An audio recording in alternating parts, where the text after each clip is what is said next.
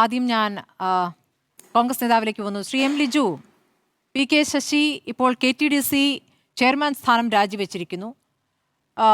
UDF-ലേക്ക് അടുക്കുന്നു എന്നുള്ള സൂചനകൾ കോൺഗ്രസ് നേതാക്കൾ തന്നെ നേരത്തെ നൽകിയിട്ടുണ്ട്. അത് പാലക്കാട്ടെ പ്രധാനപ്പെട്ട നേതാക്കൾ തന്നെ ചില പ്രതികരണങ്ങൾ നേരത്തെ നടത്തിയിട്ടുണ്ട്. എന്താണ് കോൺഗ്രസിന്റെ പ്ലാൻ?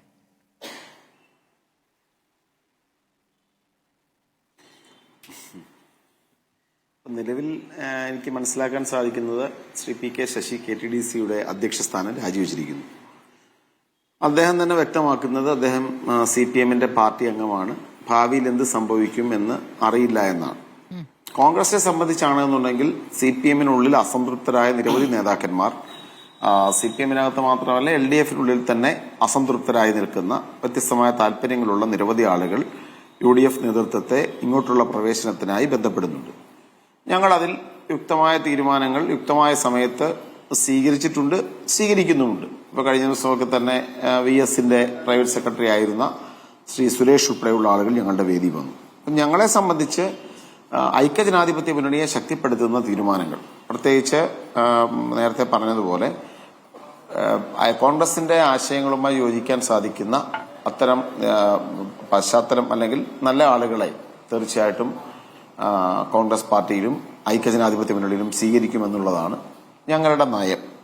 അപ്പോൾ കാര്യങ്ങൾ വ്യക്തമാവട്ടെ, അപ്പോഴല്ലേ അതിനെക്കുറിച്ച് സംസാരിക്കേണ്ടതുള്ളൂ. ലിജു, എവിടെന്നെങ്കിലും ഒരു നീക്കം ഉണ്ടാകാതെ ചർച്ച നടക്കില്ലല്ലോ. അപ്പോൾ രണ്ട് ഭാഗത്തു നിന്നും അത്തരം നീക്കം ഉണ്ടായിട്ടുണ്ടെന്നും ചർച്ച നടന്നിട്ടുണ്ട് എന്നുമുള്ള വാർത്തകളുണ്ട്. ഇപ്പോൾ PK കുഞ്ഞാലിക്കുട്ടിയും VD സതീശനും ശശിയുമായി ചർച്ച നടത്തി, അല്ലെങ്കിൽ ശശി അവരെ കണ്ടു, ആരെ കണ്ടു എന്നുള്ളതല്ല, കഴിഞ്ഞ 2 ദിവസം മുമ്പ് ഒരു കൂടിക്കാഴ്ച ഉണ്ടായിട്ടുണ്ട് എന്ന വാർത്ത വരുന്നുണ്ട്. അതാരും തന്നെ നിഷേധിച്ചിട്ടില്ല എന്നൊരു യാഥാർത്ഥ്യം അവിടെ നിൽക്കുന്നു. അപ്പോൾ നിങ്ങൾക്ക് 2 കൂട്ടർക്കും വിജയം ആണ് ഏറ്റവും പ്രധാനപ്പെട്ട ഘടകം. എങ്ങനെയെങ്കിലും വിജയിക്കുക എന്നുള്ളത് 2 കൂട്ടരെ സംബന്ധിച്ചും അത് ജീവൻ മരണ പോരാട്ടമാണ്. പക്ഷെ നിങ്ങളുടെ ക്രൈറ്റീരിയ എന്താണ്? ഇപ്പോൾ നിങ്ങൾ മുന്നണിയിലേക്ക് എടുക്കുമ്പോൾ അല്ലെങ്കിൽ പാർട്ടിയിലേക്ക് എടുക്കുമ്പോൾ അതിലൊരു ക്രൈറ്റീരിയ ഉണ്ടാകുമല്ലോ. നേരത്തെ പറഞ്ഞ പല കാര്യങ്ങളും വിഴുങ്ങിയ ശേഷം എടുക്കുക എന്നൊരു സാഹചര്യം ഉണ്ടാക്കുമോ, അല്ലെങ്കിൽ അതിനെ വിശദീകരിച്ച് മയപ്പെടുത്താൻ ശ്രമിക്കുമോ?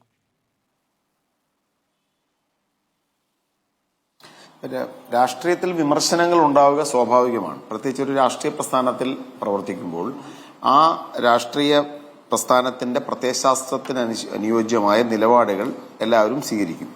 അതോടൊപ്പം തന്നെ എതിർ പ്രസ്ഥാനത്തിൽ നിൽക്കുമ്പോൾ അപ്പുറത്തെ പ്രസ്ഥാനത്തിൽ നിൽക്കുന്ന ആളുകളുടെ ഭാഗത്തുനിന്നുണ്ടാകുന്ന വീഴ്ചകൾ അല്ലെന്നുണ്ടെങ്കിൽ അതുമായി ബന്ധപ്പെട്ട തെറ്റുകൾ വിമർശിക്കപ്പെടുക എന്നത് സ്വാഭാവികമാണ്. അപ്പോൾ ഞങ്ങളെ സംബന്ധിച്ച് ഇപ്പോൾ 2 മുന്നണിയിലും, കേരളത്തിലെ 2 മുന്നണികളെയും തമ്മിൽ വിലയിരുത്തപ്പെട്ട് കഴിഞ്ഞാൽ LDF മുന്നണിയിലെ ഏറ്റവും പ്രധാനപ്പെട്ട ഒരു ഘടകകക്ഷിയാണെന്ന് കേരള കോൺഗ്രസ് M. ശ്രീ KM മാണിയെ കോഴമാണി എന്ന് വിശേഷിപ്പിച്ച് ഏറ്റവും വലിയ അഴിമതിക്കാരനാണ് എന്ന് പറഞ്ഞ ആളുകൾ ഒട്ടും ഒരു പ്രശ്നവുമില്ലാതെ തന്നെ അദ്ദേഹത്തെ LDF-ന്റെ ഭാഗമാക്കി. അദ്ദേഹം ഇന്നിപ്പോ ആ ഒരു പാർട്ടി ശ്രീ കോഴമാണി എന്ന് വിശേഷിപ്പിച്ച ആദരണീയനായ ശ്രീ മാണി സാറിന്റെ പുത്രൻ ഉൾപ്പെടെ ഇന്ന് LDF-ലെ ഘടകകക്ഷികളാണ്.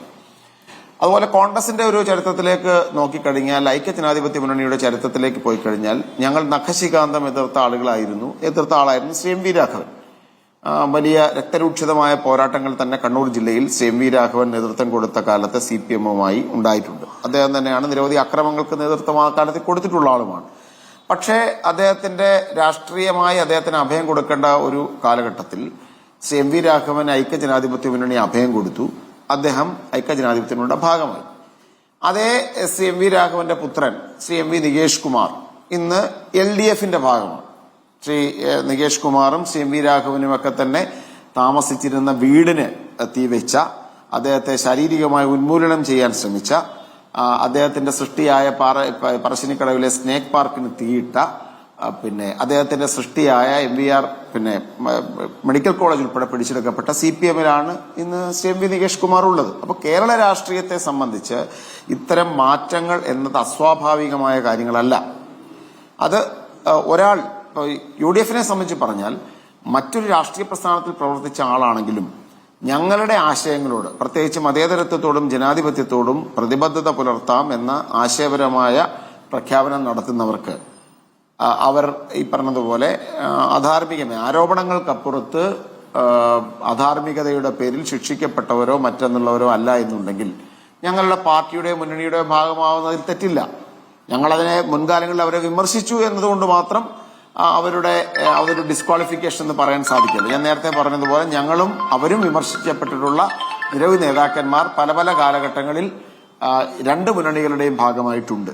ശരി, ഇപ്പോൾ നമുക്ക് പി കെ ശശിയുടെ കാര്യത്തിൽ പറയുകയാണെങ്കിൽ അങ്ങ് പറഞ്ഞ രണ്ട് ഉദാഹരണങ്ങൾ തീർച്ചയായിട്ടും അത് CPM പ്രതിനിധി ശ്രീ VPP മുസ്തഫയ്ക്ക് മറുപടി പറയേണ്ട കാര്യങ്ങളാണ്. പക്ഷേ അങ്ങ് ഈ പറഞ്ഞ ഉദാഹരണങ്ങൾ ഇപ്പോൾ ശിക്ഷിക്കപ്പെട്ടിട്ടുണ്ടെങ്കിൽ എന്നങ്ങ് പറഞ്ഞല്ലോ, ശിക്ഷിക്കപ്പെടാൻ നിയമ സംവിധാനത്തിന് വിട്ടുകൊടുക്കാതെ പാർട്ടി കോടതിയിൽ പരിഹരിച്ചു എന്നുള്ള വിഷയം നിങ്ങൾ ആവർത്തിച്ചു പറഞ്ഞിട്ടുള്ളതാണ്. പാർട്ടിയിലെ ഒരു സഹപ്രവർത്തക തന്നെ നൽകിയ പരാതിയുമായി ബന്ധപ്പെട്ട് അത് നിങ്ങൾ നാഴികയ്ക്ക് 40 വട്ടം ഏത് വിഷയമെടുക്കുമ്പോഴും, അല്ലെങ്കിൽ സ്ത്രീകൾ പീഡിപ്പിക്കപ്പെടുന്ന വിഷയം, അല്ലെങ്കിൽ രാഷ്ട്രീയ നേതാക്കൾ പീഡിപ്പിച്ച വിഷയമൊക്കെ വരുന്ന ഘട്ടങ്ങളിൽ എല്ലാ സമയത്തും നിങ്ങൾ എടുക്കുന്ന ഒരു ആയുധമായിരുന്നു അത്. അതിനി ആ ആയുധം ഇല്ലാതാകുമ്പോൾ, അല്ലെങ്കിൽ ആയുധം ഇനി ഉപയോഗിക്കാൻ പറ്റാത്ത വിധത്തിലാകുമ്പോൾ നിങ്ങൾക്കത് വിശദീകരിക്കേണ്ടി വരുമല്ലോ. ആത്യന്തികമായി നിലപാട് എന്നൊന്നുണ്ടല്ലോ. ഇന്നത്തെ രാഷ്ട്രീയം, ഇന്നത്തെ സാഹചര്യം, ഇന്നത്തെ നേട്ടം എന്നതിൽ അപ്പുറം നിലപാടെന്നൊന്നുണ്ടല്ലോ ലിജു. അല്ല, ശ്രീ പി കെ ശശിയെ സംബന്ധിച്ച് പറഞ്ഞ ഒരു കാര്യമാണെന്നുണ്ടെങ്കിൽ, ഇപ്പോൾ എൻ്റെ ഓർമ്മയിൽ നമുക്കറിയാം അദ്ദേഹത്തിനെതിരെ ഒരു പരാതി ഉയർന്നു വന്നതായി വാർത്തകൾ ഉയർന്നു വന്നു. ആ പരാതിയിൽ CPM-ന്റെ പാർട്ടി കമ്മിറ്റി അന്വേഷിച്ചു. അതിൻ്റെ അന്വേഷണ റിപ്പോർട്ട് നമ്മളാരും കണ്ടിട്ടുള്ളതല്ല.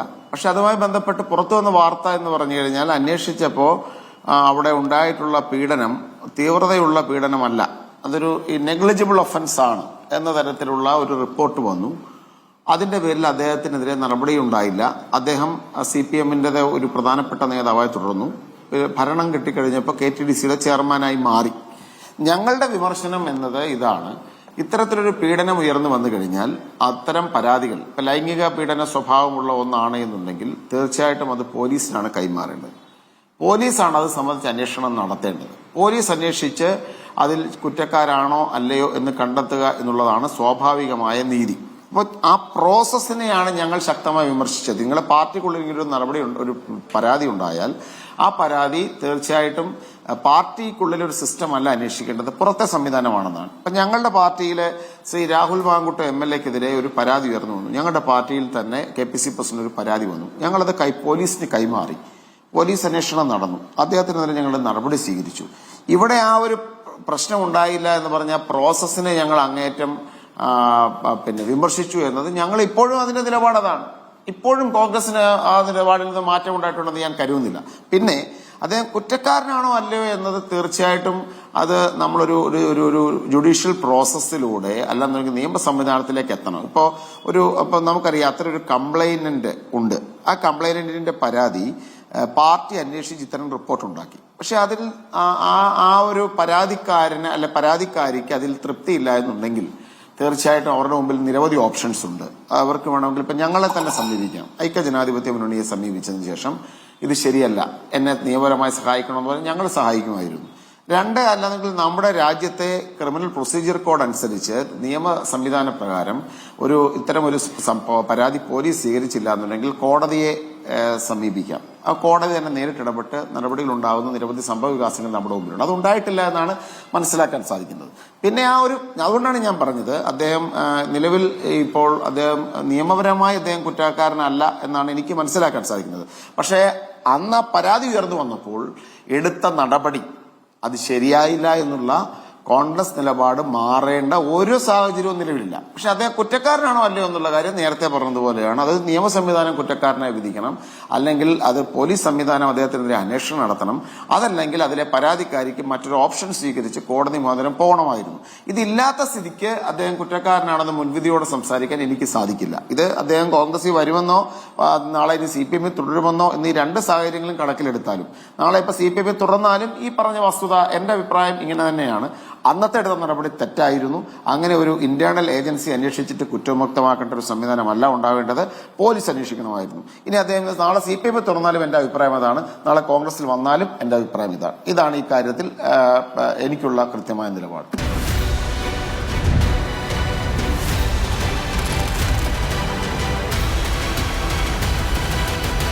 ഡിബേറ്റ് വിത്ത് സ്മൃതി പരുത്തിക്കാട്.